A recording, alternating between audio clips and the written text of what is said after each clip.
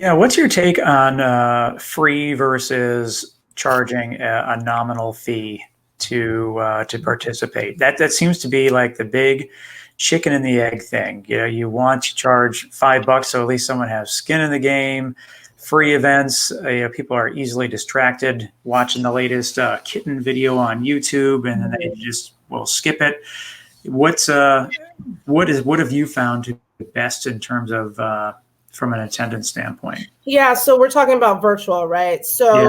So yeah, yeah. Well, in person, I would say charge, but with virtual, that there's a different answer. In person, I say definitely charge as long as you're providing value, right? Provide value and charge for that value. Absolutely. Virtual events, precedent has been set that they're a little bit more free. People are not so, they're kind of choosing whether they attend or not. It's optional, that sort of thing. But you have to know your value. So if the content that you're providing, the education that you're providing, if it's valuable to this attendee, your ideal target person, they're going to pay for that information. Especially like, look, if it's like a CPEs, if you're getting, continuing education credits and different things like that, then it's worth them to pay because they really need that sort of thing. The other side of that, and there's no right answer to this, right? It depends on what you're trying to get across. The other side of that is to have it as free, but then really, really working on your upsell, right? So just what we talked about, the value of that customer, how are you going to convert, right? So sure, it's free, but it's not free to you. And people think that just because it's virtual, that it's so much more free than in-person events. That's not true if you're doing it correctly. Right? You want to have people in these networking rooms. You want to have your event concierge. You want to have a good experience for all your attendees. So the free version, if you do it free, I would say, what's your upsell? What's your call to action? What is the goal of the event? At the end of your event, what do you want to have had happen? Are you having these people sign up to be members? So if it's like a membership sort of thing, then one of your call to actions or your what you're going to put out there is maybe a special member rate for the people that are on this thing today. We're giving you a special member rate. So now they're paying a few $100s to become a member of your organization. Or they're paying, X amount of dollars to buy your product or service. And you're going to give them a special during your free virtual event, one that they can't refuse sort of thing. And not just something that you've just already had that you're upselling them, right? Put extra stuff in your offerings, right? Show them the real value of this, or maybe combine two things together, and that's what they can get for the price of one just during that event. And make sure you're being truthful, right? So if you're saying that you can just get it during this event, make sure that they're not seeing it, a week later that, oh, you're giving the same thing, and make it a real thing and be truthful and honest with your people. But yeah, so if it's free, make sure you're upselling. If it's paid, then, you're good to go there as well. I think a lot of people don't even wouldn't take that advice, right? Where they would just do the free event and they would expect or hope, let's actually say it, they would hope that then people would then go to that website and find out what else can be bought. And I think that's ridiculous, right? And so I think all you have to do is watch. It doesn't pay bills.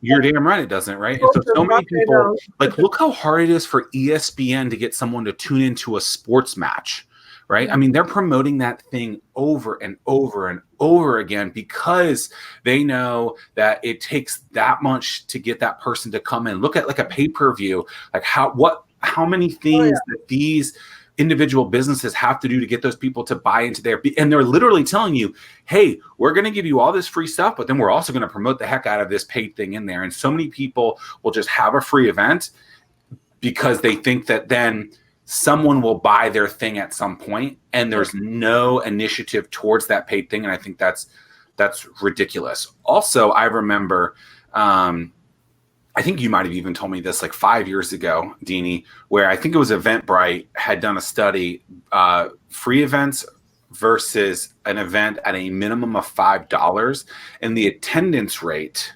Now, this is for in-person events. Yeah.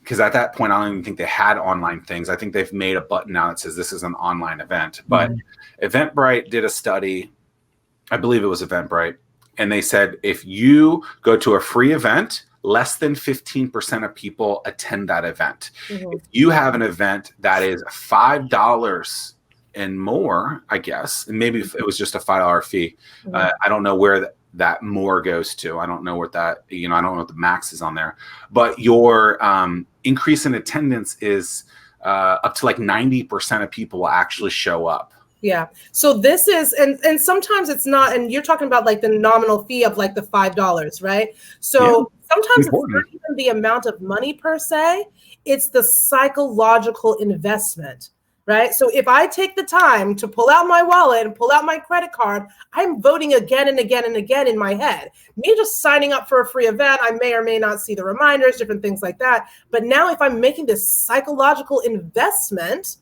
tied with my money investment, yes, I am more likely to remember it. First of all, remember the day and time, because I have said to the organizers, I'm invested in this event. I'm voting with my dollars. I'm a big proponent of voting with your dollars. That's how you tell America what you want, right? What you want more of. Deany Dormer, or whatever like that, right? So you're voting with your dollars. You're saying, yes, I want more of this movie. Yes, I want more of this thing or whatever. So the psychological investment. So yes, if you have a minimal amount, that 10x is it right there. So let me ask you this then. I wholeheartedly agree with your point there. But what's the difference between that and a gym membership?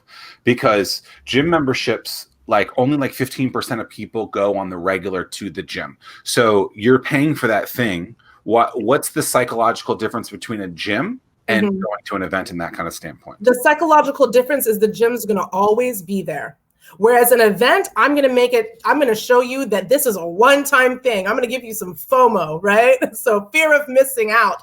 The gym's always going to be there. And I'm always thinking that I'm as motivated, that I'll be more motivated tomorrow than I am today, without psychologically realizing that I'm going to be just as motivated tomorrow as I am today. Right? So the gym is always going to be there. So in my mind, I'll get it tomorrow. I'll start next Monday. It's not going away. Whereas an event, I'm going to hone in on the fact that this is a once in a lifetime event. You cannot miss it. It's coming into town and it's going away. It's the circus. You have to buy your ticket now. Right? So that's the difference with that.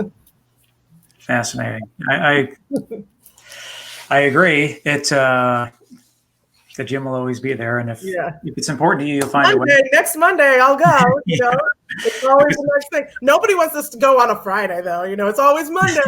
I'll start the diet on Monday. What's the matter with the gym on a Friday? I mean, I love gyms on a Friday. On a Friday. I don't take days I off. would always start on a Monday. So why does everyone start things on Mondays? Start a new program or whatever for health or fitness on a Monday. And that's the problem with America. Because we want to have fun on the weekend. That's right. Or find more reasons why they wouldn't start on Monday. They would start the next Monday afterwards. Exactly.